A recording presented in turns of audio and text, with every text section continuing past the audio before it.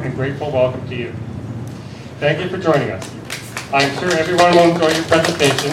Let's give a major round of applause for our esteemed guest, Mr. Tommy Clarksonn. Thank you very much. Thank you. Hi, everybody. Yate, Renisi, and Jose, wherever Jose is, they're the ones who are responsible for my garden. Is this one? Yeah. You have to kiss it. Okay. Some of you have been to the gardens. It's a delight to see you again. Some have not. Those who have been to the gardens are probably saying, I don't remember him looking like that. Well, it's two reasons. Number one, as you know, I normally have my hair longer. And I went 2 weeks ago to get a haircut, and I was very tired. And I always have my beard done with number 3. And so I said, number 3. And next thing I know, he went, and so I'm back to my Army second lieutenant haircut. Second reason I am much older looking than when you last saw me was this morning I went and got my thumb drives for my presentations, which I checked day before yesterday to make sure everything was there, put them in the computer, and none of them worked. In a nanosecond, I aged 15 years. And it was my computer. But we're going to have some fun today. This is a presentation for you. My presentation base is 45 minutes. I defer wholly to you as to how long you wish it to take. I can keep to that pace. If you have questions during the course and wish, hold your hand up. I will try to respond. Afterward, we'll also have time for question and answers. Then I'll also be available while I'm signing books if you have any questions. Okay, first of all, OlaBrisa Gardens. OlaBrisa basically translates the waves and the breezes. Those of you who have been to our place know that we overlook the bay, looking at the waves in the ocean and the waves of our palm fronds. We have a breeze from the ocean all day and a breeze from the mountains all night. So the name is somewhat apt. This is pretty much an example of what is on every level of the gardens. It's a multi-terrace garden. There's actually 12 different levels. Multiple terraces, sub-terraces, and sub-sub-terraces. This happens to be Dendrobium orchidus. This vine, as you see it, was 3 years old, and it had started with a 6-inch cutting less than 3 years before. And I found that in the jungle. My plants are comprised by 15% that are native to Mexico, but I would never, ever, ever take a plant from its native environs unless I find 5 of that particular species there. Then I allow myself to take 1. I'm very sensitive to nature retaining itself where it wishes. Next. The civilized jungle. That's what we try to be. When you come to the gardens, many people, when we're in it, they say, I do feel like I'm in a jungle. It smells like a jungle. It feels like a jungle. But hopefully we're somewhat civilized. I'm not being an example thereof. Go ahead. Let's start with the very base. The very base, when people think about jungles, when they think about tropics, the semi-tropics, the first thing that comes to mind are palm trees. Palm trees. Palm trees are the very backbone of the jungle. Next. This is a view from our terrace. And those of you who recall looking in volume 1, in January of 2005, there was nothing there whatsoever. It was just, 2005. It goes fast, but not fast. Yeah, in January of 2005, it was just a sheer drop-off. Next one. This was my pride and joy. It was a Majul date palm grown from a seed that grew outside one of Saddam Hussein's palaces. In addition to spending 3 years in Southeast Asia during the Vietnam War, I was called back to serve as a GS-14, a colonel equivalent, in Iraq to fill a military building. And I picked up some seeds, which somehow or another, erroneously, I don't know, they fell in the ground, they grew, and I have pictures. If you come by, I'll show you pictures. People are always stunned at how fast it grew.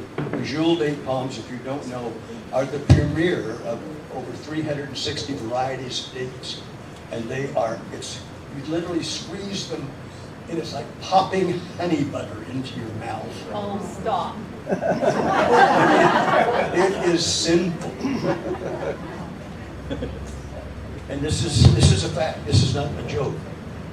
The date growers of the Arabian Peninsula, they get great sport to sell the dates they feed their livestock to we infidels. We're eating the lowest grade of dates possible. So if you have a chance, they are now growing them in California, Jewel. If you can buy those, they're a much better date. And, by the way, in the Edible Jungle, my book that'll be coming out in about 6 months, there are recipes for dates. Okay, next one. These are 2 Cuban Royals. They were 6 feet tall when I planted them in 2005.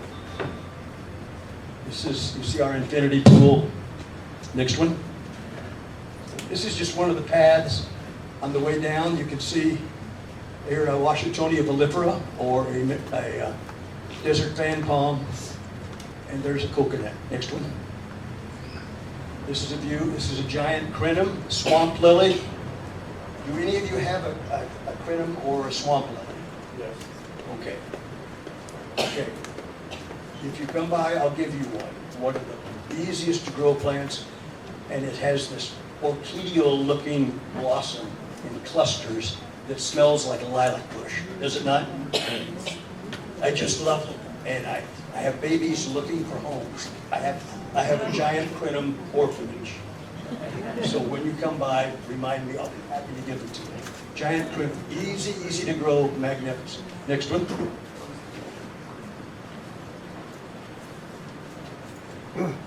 Oh, that's just down below.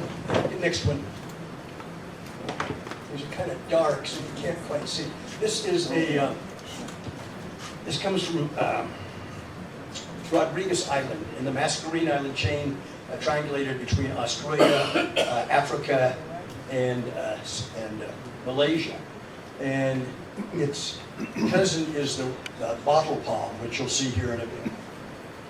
Okay, next one. But are there approximately 2,600 species of palms truly trees? How many think? No, I won't. Next one. Nope. Palms are monocots. Palms are not trees. Palm tree is a misnomer. They are much more closely related to wheat, milo, corn. Stop and think. Those of us who grew up in the Midwest of Canada or U.S., think of a wheat field with wheat when it blows in the wind. Now stop and think of the newsreels where they've shown a palm tree in a hurricane. Same thing. What happens to an oak? Monocots. Hardwoods are dicots. Next one. Closely related to pampas grass, wheat, corn.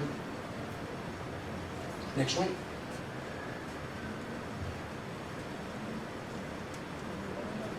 They don't grow like an oak or an elm or an apple, out and up. A palm tree establishes its girth virtually within the 2 years as it emerges from the soil. Let me tell you something exceedingly important. It's one of the 2 or 3 things that I try to get total eye contact with, because this is one of the most important things you can do.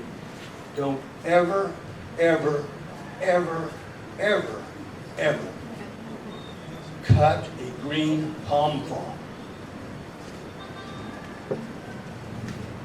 I'm going to say it again.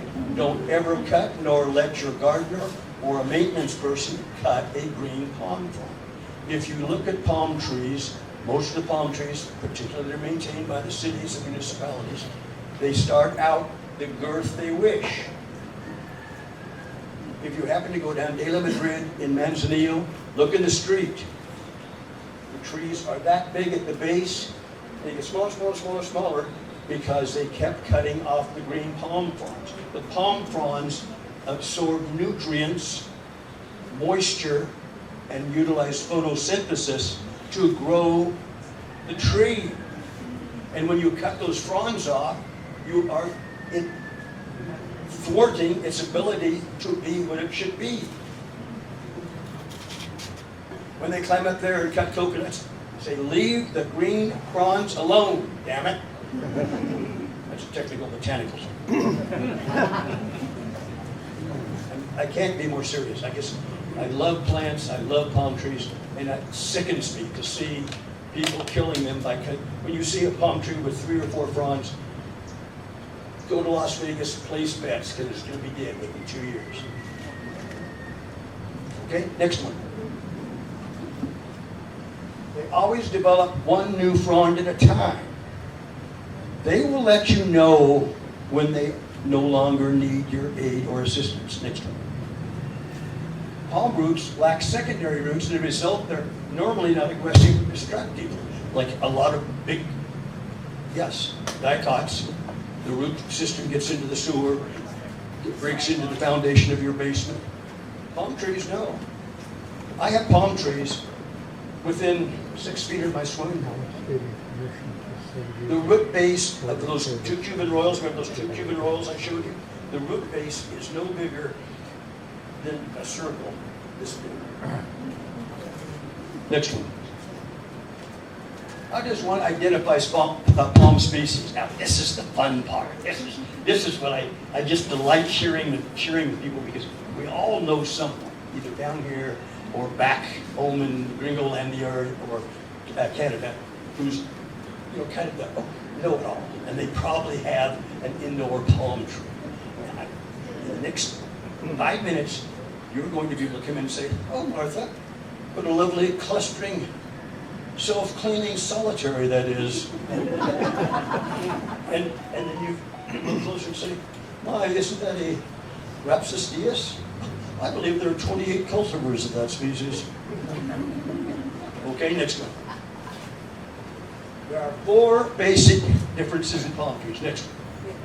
First, frond variants. Next one. Palmate. Thank you. I knew I was forgetting something.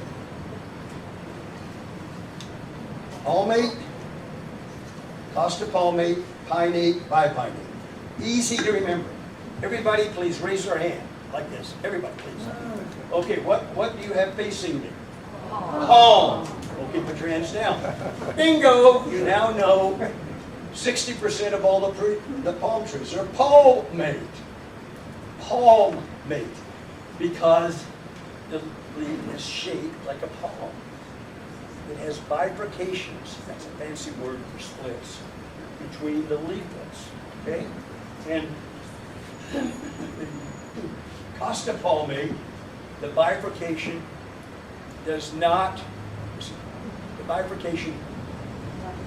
exceeds 50%. So 50% of the leaflet is cut down. The palmate, remember, a couple people as old as me here, remember the old Bob Hope and Bing Crosby road movies? Bob Hope was getting fanned by the fair maiden. That was a Could you palm could you tree. talk in your microphone? It's Okay. hard to hear. That was, I'm used to having a lavalier, I'm sorry.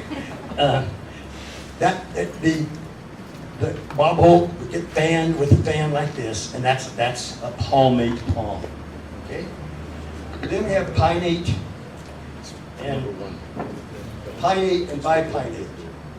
This is pinnate. That's pinnate. That's pinnate. That's pinnate. That's pinnate. They have individual leaflets extruding from the petiole. The petiole is the stem. If you want to be fancy when you're talking to someone, don't say the leaf stem, just say the frond petiole. And so extruding from the petiole are individual leaflets. So that is a pinnate. Okay? And the palmate, you have the petiole with one big leaf that's shaped like a palm, or with splits. Bipinnate, there's very few bipinnates. You come to the gardens, I have representatives of almost all of them. And that means that they have ragged tips. The fishtail palm, many of you have seen the fishtail palm. It's all raggy and it looks like a fishtail. Those are bipinnate. So, if you just want to remember palmate and pinnate. Should I? You don't need to remember these. These are not on the test you have to take before you leave today. The palmate and pinnate, yes. We got a different one for you. Oh, bless your heart. Somewhere. Okay, is it? Test. Turn it up. Test. Oh, thank you. Oh, thank you. I gotta read my arms around. Okay, oh, thank you, I love you.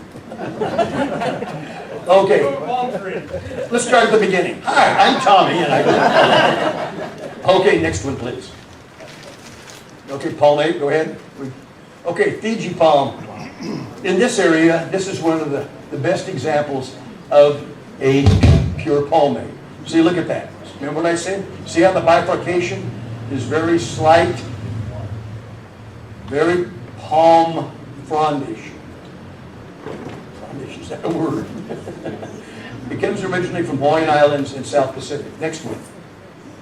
Ruffled fan palm, Vanuatu, Bougainvillea, Java, Borneo. Another example. Next one. Latan.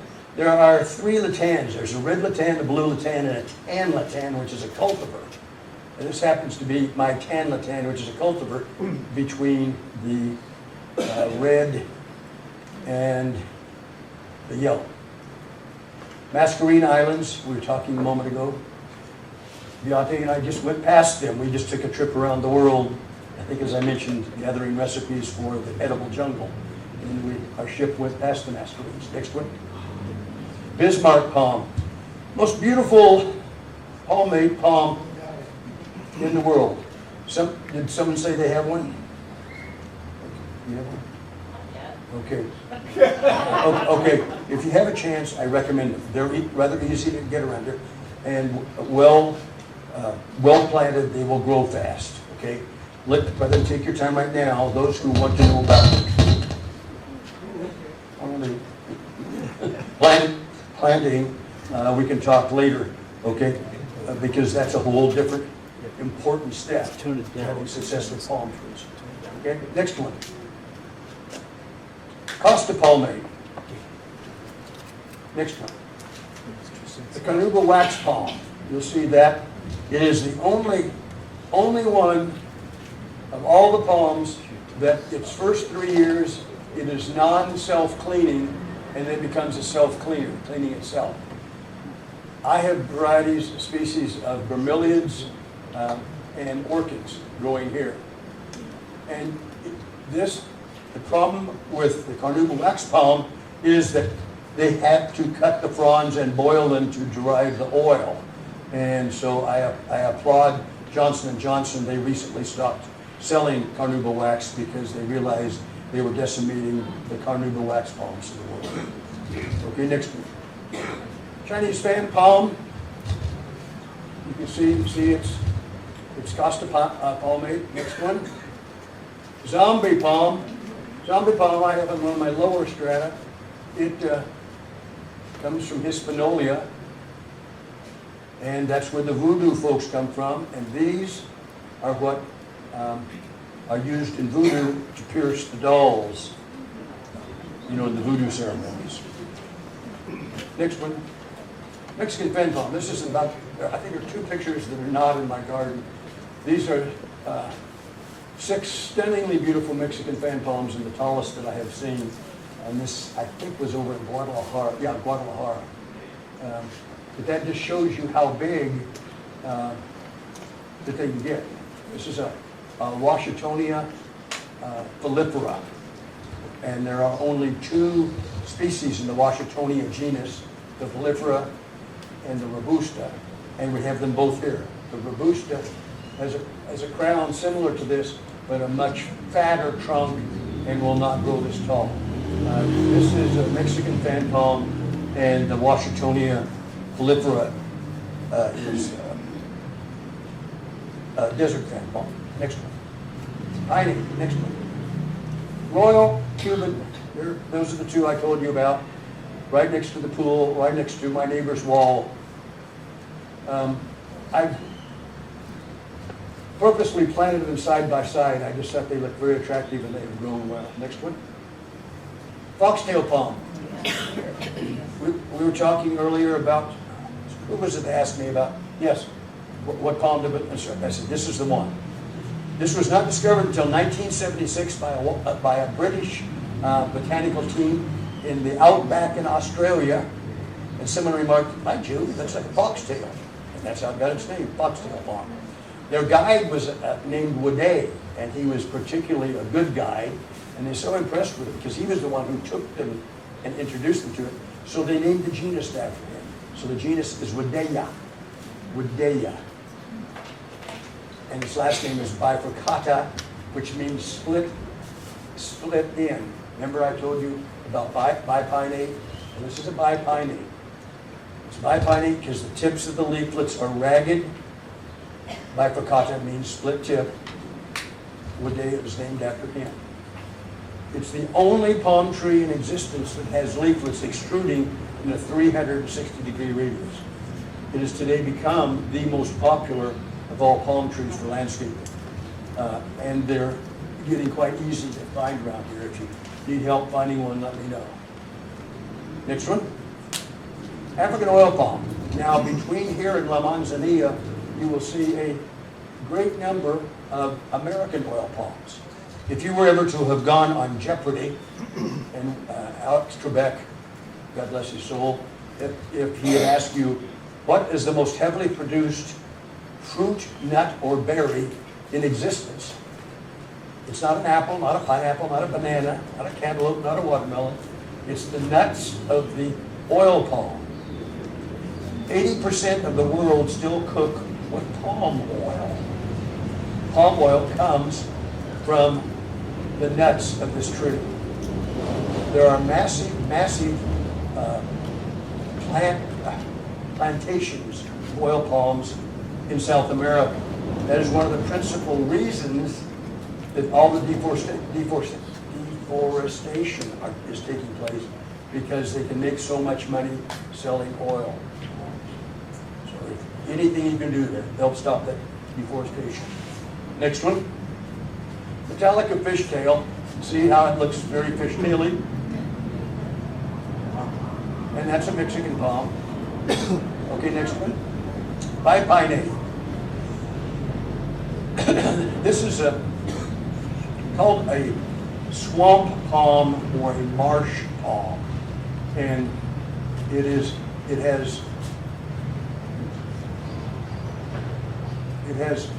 bipinnate leaflets, but look how it's armed. Look at those needles. Very lethal. Okay, next one.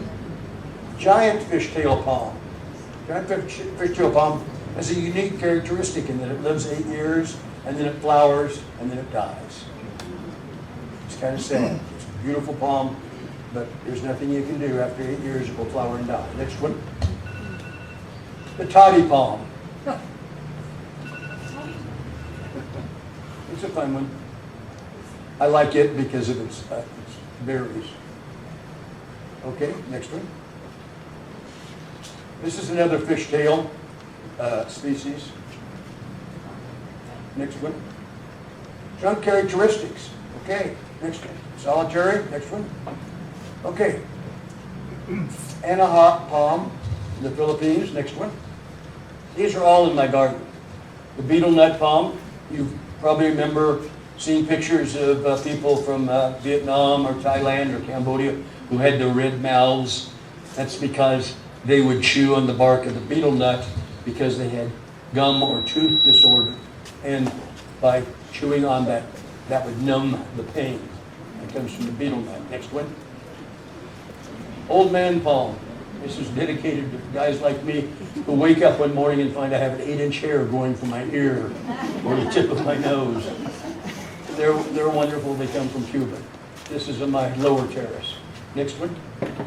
Teddy bear palm. Teddy bear palm is right here. That feels just like the teddy bear we had when we were a child. It's soft and furry. It's just a delight. Next one. Clustering. Okay. Lipstick palm. Lipstick palm coming from Malaysia, Indonesia, Borneo, so on. In the 1600s, these were shipped to Portugal and Spain, and the ladies of court had them ground for rouge and lipstick. Rouge and lipstick. Next one. Parlor palm. Okay, this is one that's easy. You can have in Canada, you can have here. It grows any place, and it loves shade. Okay, easy. It's almost impossible to kill. It and the ladyfinger palm, which is also in the Rapsis family. I just learned something. I told Stephen earlier. I just learned something today. The Rapsis Reyes, which is a 15-foot palm, which I have. It has 26 kin. They're all cultivars from that, and none of them grow over 18 inches tall. Isn't that kind of interesting? All the cultivars are little tiny things. Next one. Bamboo palm. I have a spirit house, having lived in the Orient and Thailand, and the bamboo palm looks like bamboo, but it's not, and it's not messy like bamboo. Next one. This is what I was just talking about, the Rapsis Alexa, the lady palm. This guy is 12 years old, and he's only about 7 foot tall. And the one in my book, The Medicinal Jungle, is a 15-foot species. It's very old. Next one. Trunkless, okay? Dwarf palmetto, down from the Florida region. They have no trunk. I've got 3 different varieties of the palmetto. Next one. Protection. Arm. Next one. The medjool has vicious barbs. Vicious barbs along its petioles. Can you see them? Okay, next one. This is the Everglades palm. Look at that guy. The Everglades palm also has them extruding not only from the trunk, not only from the stems or petioles, but from the leaflets proper. When I first found one, I was so excited. I'd never seen one before. I went, oh, look at this. And it peeled my hand. Next one. Desert fan palm. That's what we were talking about a moment ago. It's a Washingtonia villifera. And they go around here. They're a nice, solid palmite tree. They get big. They're heavy. They are a non-self-cleaner. Okay, next one. Pygmy date palm. These are nice in clusters. If you have a small area, that's another option for you to put. I always plant them in odd numbers. You can have 3 different sizes of pygmy date palms. It would be very attractive, and it could be in just a space this big. Next one, unarmed. Buccaneer palm. If you're from Iowa, you know that's pretty expensive corn. Buccaneer. Never mind. Keep your day job, Clarksonn. This is going out front of our place. They're a beautiful tree. Next one. Manila palm. These are ubiquitous. You'll see a lot of Manila palms down here. They have the red berries. They're also called the Christmas palm. So I mean, there's a Christmas palm. The Manila palm is the same palm. Next one. Triangle palm. Triangle palm is a cousin. Remember I showed you the teddy bear palm? They're both cousins. They both come from Madagascar. And as you know, Madagascar broke away from Africa several millennia ago. And it has its own unique animals and trees. And this is one of the very unique ones. They're cousins. Next one. Spindle palm. This comes from Rodriguez Island, where I just told you we go fast. Next one. Trunk appearance, self-cleaning. This is a self-cleaner. See how smooth it is? Carpentaria palm. Next one. Butterfly palm is a self-cleaner. Butterfly palm, look at how the fronds look like the swooping butterfly. It's beautiful. And this is right in front of the 2 Cuban royals. People often say, how many palm trees do you have? And when they see how small an area I have, they say it's impossible. You could not have over 180 different palm trees in that area. But what we've done by terracing is we are cognizant, and when we plant, of how big and what the width of the heads will be. So where we have one, we may have one here, and the next level we have one that's going to go at the same speed, so its head is always trunk level to this one. Over here we may have one that's shorter underneath this head, and over here one that's taller. So where you would have the footprint of one, we could have the footprint of 9. Okay, next. Clustering fishtail. It has a sad fate as a giant fishtail. It flowers. It's a beautiful bipinnate palm, but when it flowers, it dies. Next one. Non-self-cleaning palms.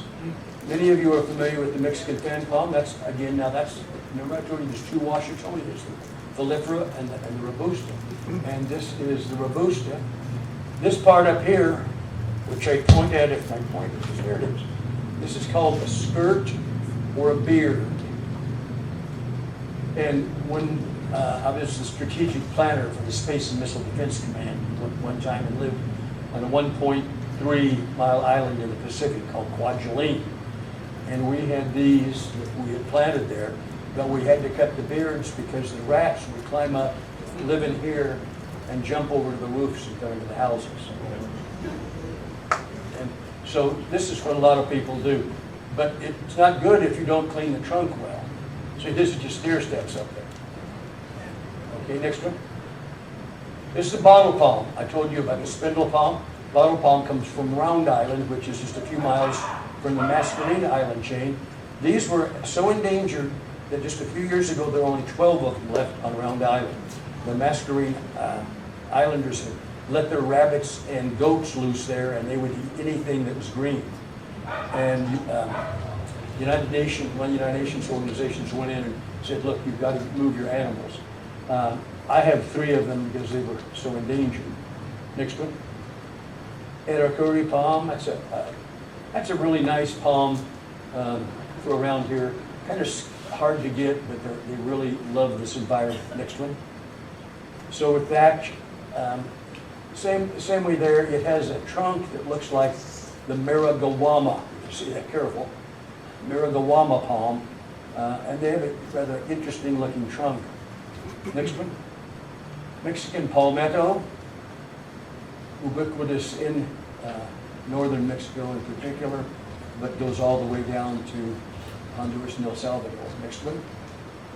Palms that aren't. Traveler's palm. Traveler's palm is not a palm.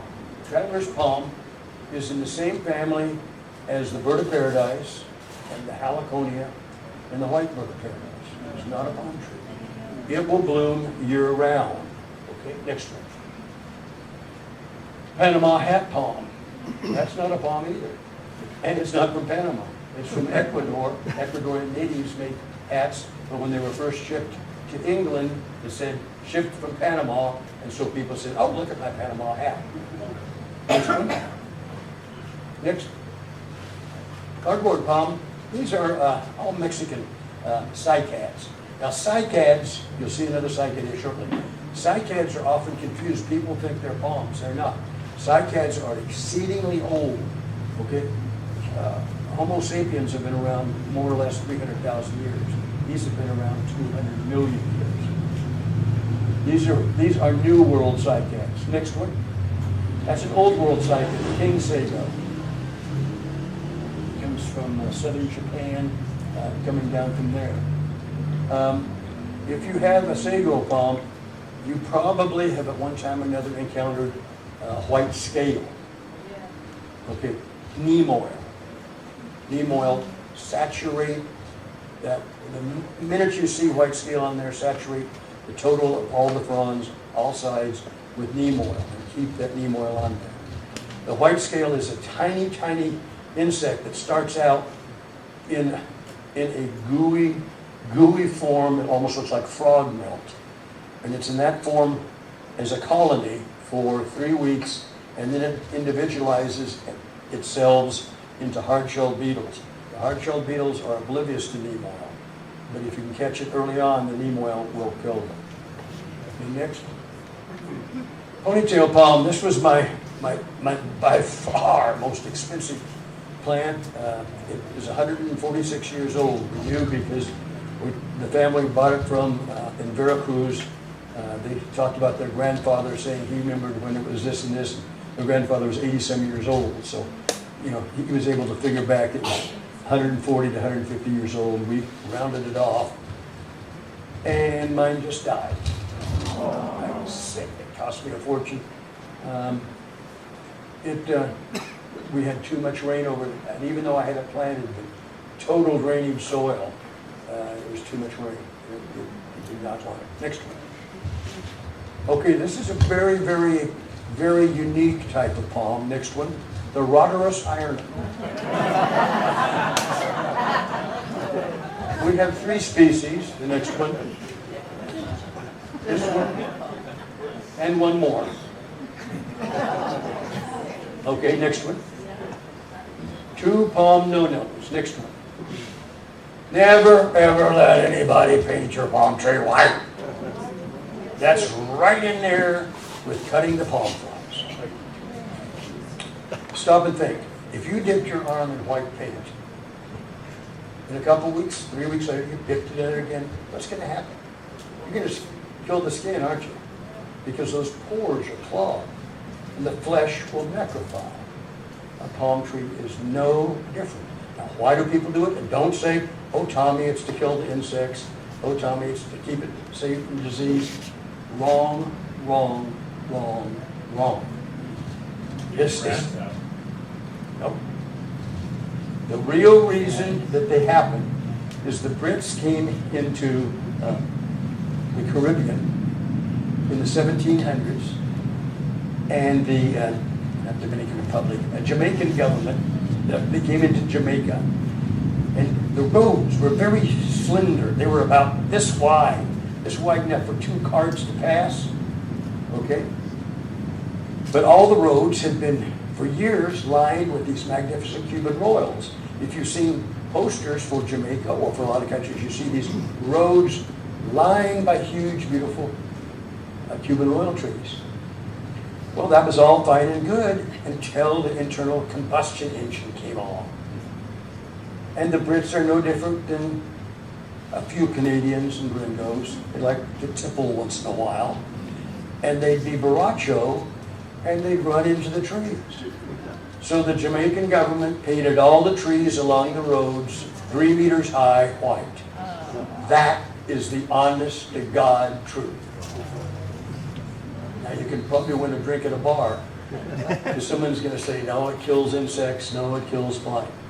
That's the real fact. Next one.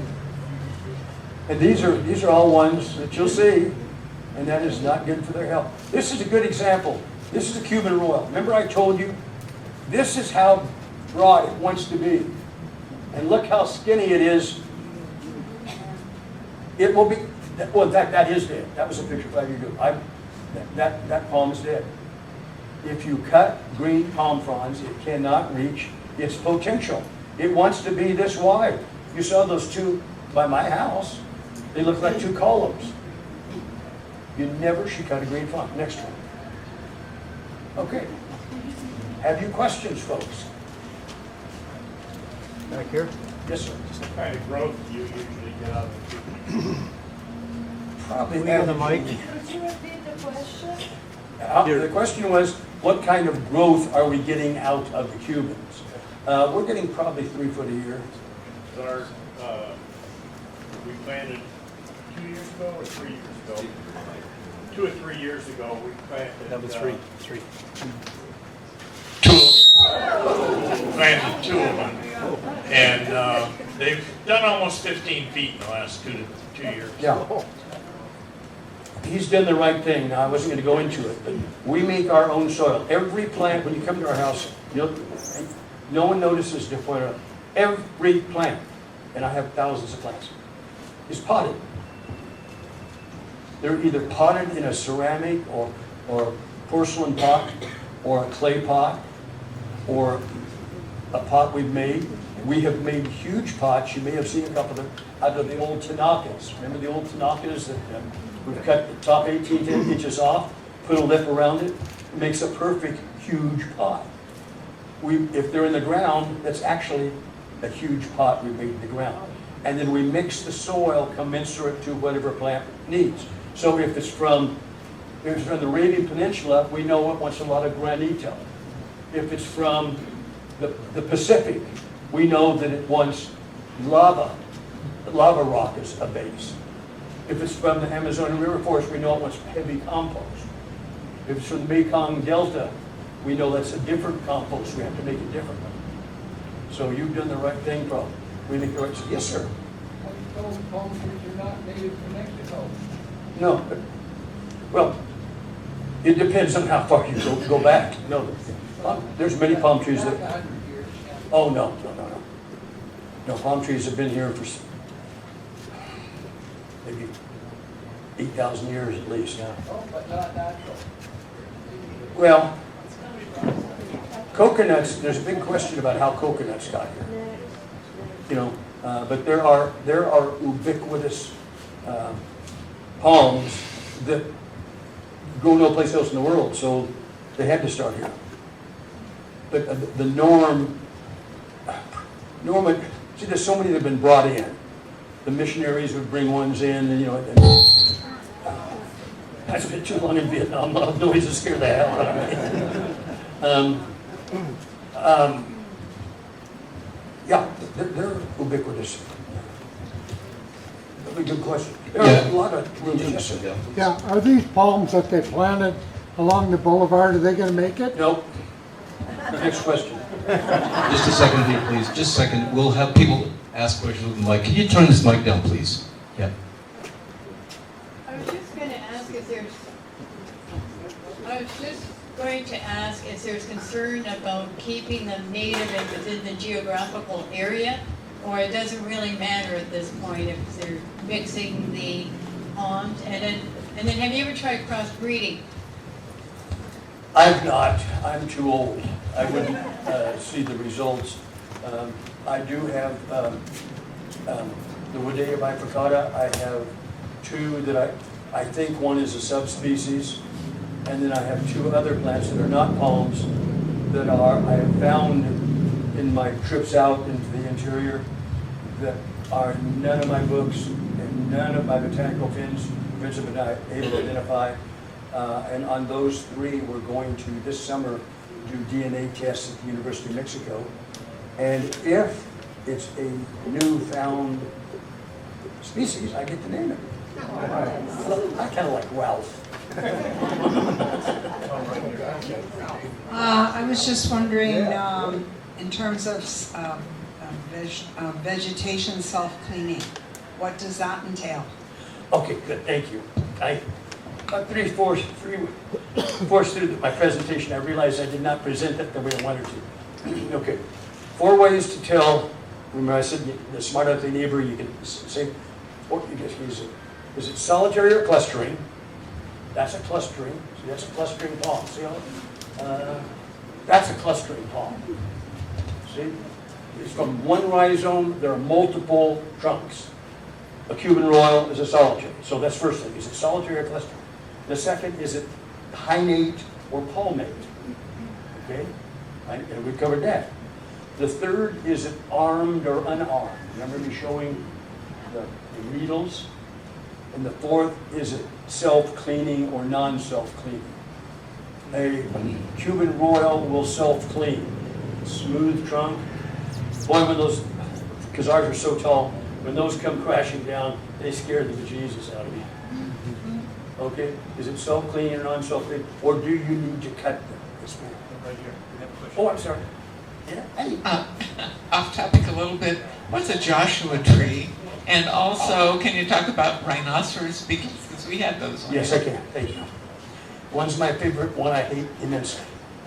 The Joshua tree is, according to Mexico, endangered because it is supposedly very few. And if you go about 600 miles north of here, you will see nothing but millions of Joshua trees. If any of you can get me a Joshua tree, I will pay you mightily. I'll make you meals for a month. I'll kiss you. I'll clean your house. I'll wash your car. no nurseries have them because they're supposedly endangered. And yet, I've traveled through an area where I've driven 4 hours with nothing but Joshua trees as far as you can see. Right here. Right here. Go ahead, Paul.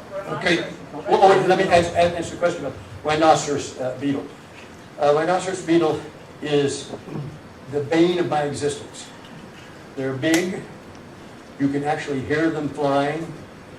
They come into the crown of a palm tree, of selected palm trees. They plant their seeds, the females plant seeds, their eggs. The larvae, thank you.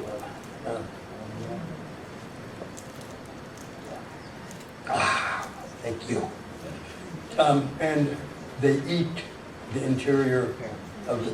I have lost 8 very rare palms, and bad for the palms that are not indigenous here. My majules, I had 8 majules, I'm down to 1. You have to spray, the problem is you have to spray the crown of your tree from above. Well, my palms are now 40, 50, and 60 feet tall. And I have no way to get up above them.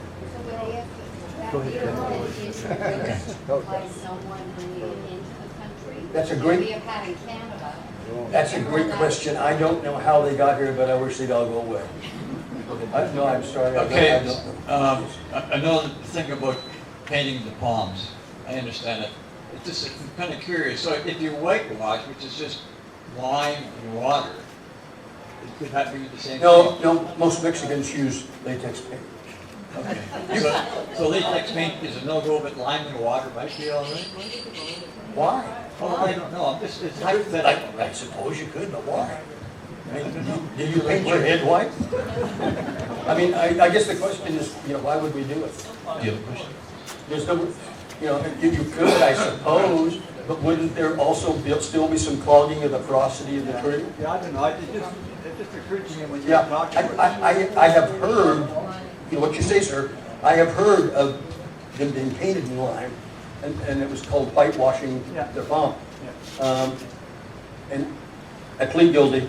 I have never looked into it further. I always thought, if you clog a pore, you clog a pore. You clog it with it. That's a good question. If you want to give me your email, I will research that further and give you an answer. A better answer than I gave you now, which is awful. Still to do with the painted palm trees. My friend here has beautiful property on the beach, and her garden boy has done every palm tree is painted blue. Leading to a pole. Yeah, but how is there a way to reverse it? So she's going to lose all those palm trees. Well, it depends how high and how big and how healthy they are. Okay, thank you. If he's not gone over 4 meters and he has 8 meters of trunk, it'll probably survive. It just won't be as healthy as it could be. And if they're coconuts, are they coconuts?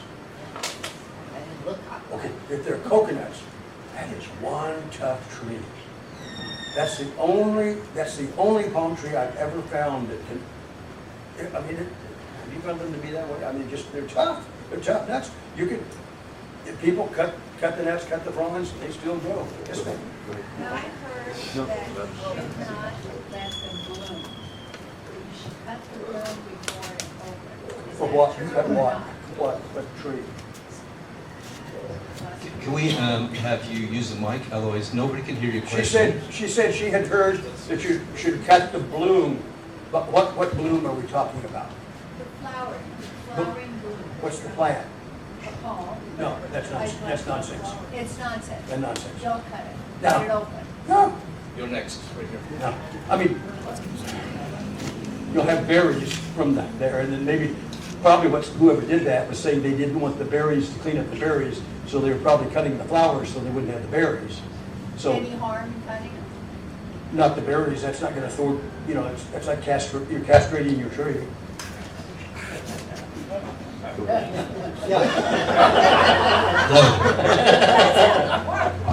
You can do whatever you want, but no, you could, and I bet that's it. They just didn't look serious. Yes, sir. Yeah, what could you tell us about edibles and medicinals outside that coconut tree? What? Edibles or medicinals, medicine that come from palms. I am sorry, I can't understand you. I'm gonna get it right up here. Maybe he can. He's asking, what can you tell us about edibles or medicinals in palm trees? I can answer that so unbelievably well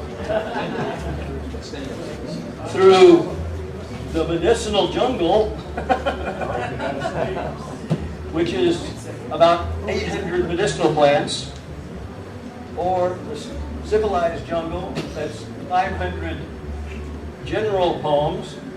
In the edible jungle, I feature 62 tropical, semi-tropical plants in 125 recipes.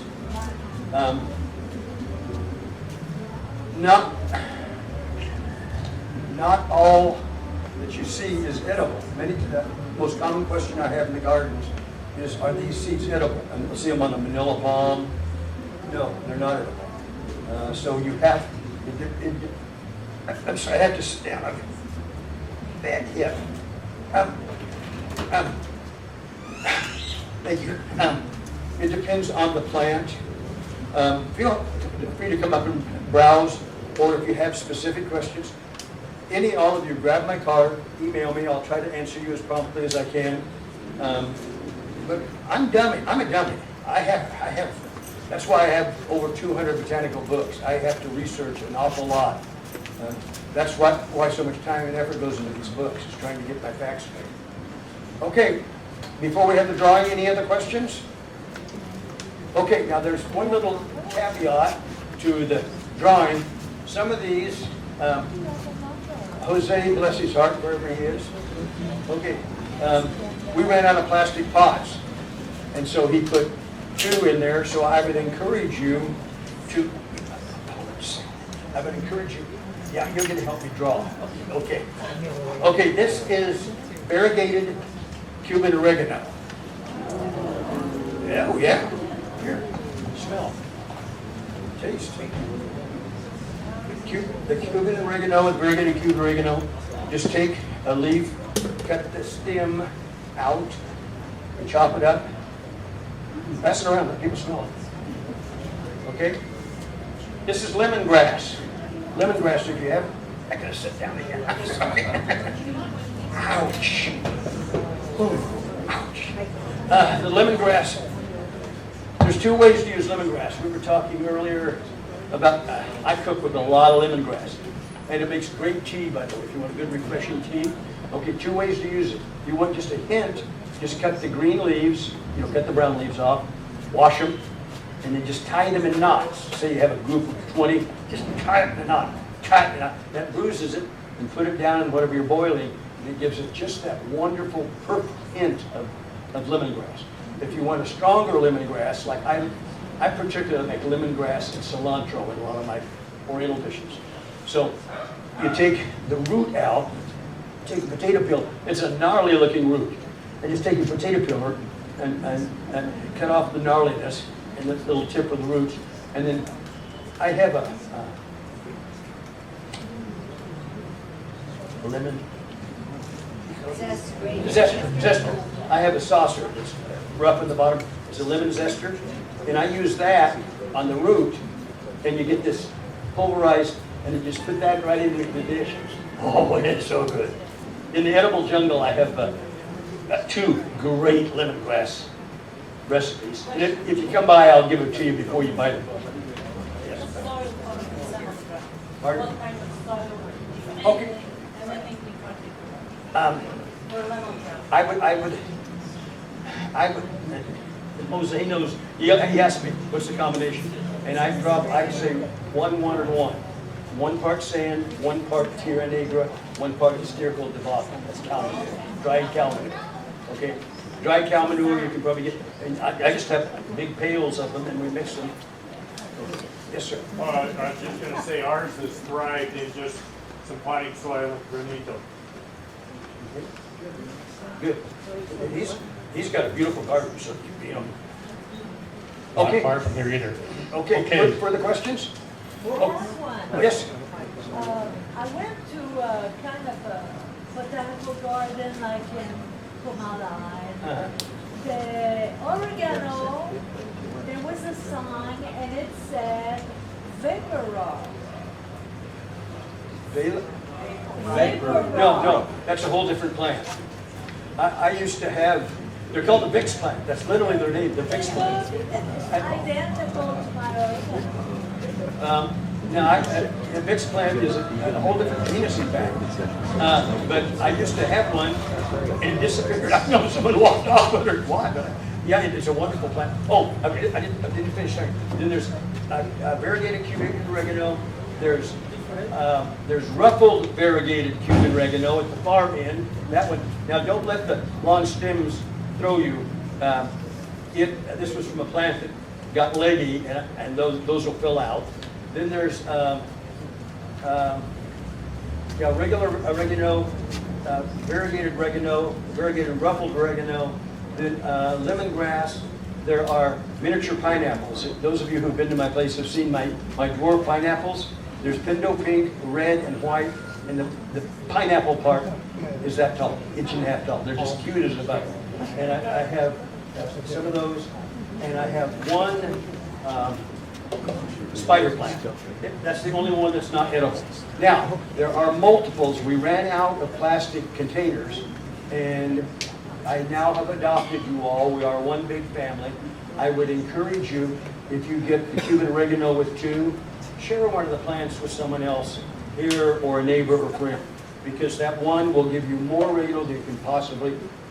Mine, I cook with it all the time, and about every month it's about this like this, and I have to go out, and that's where all these cuttings came from. So if you have 2 in there, give one to a friend. If someone didn't get a plant here, give it to them or when you get home. Okay, Tommy. Okay. Just a second. You and your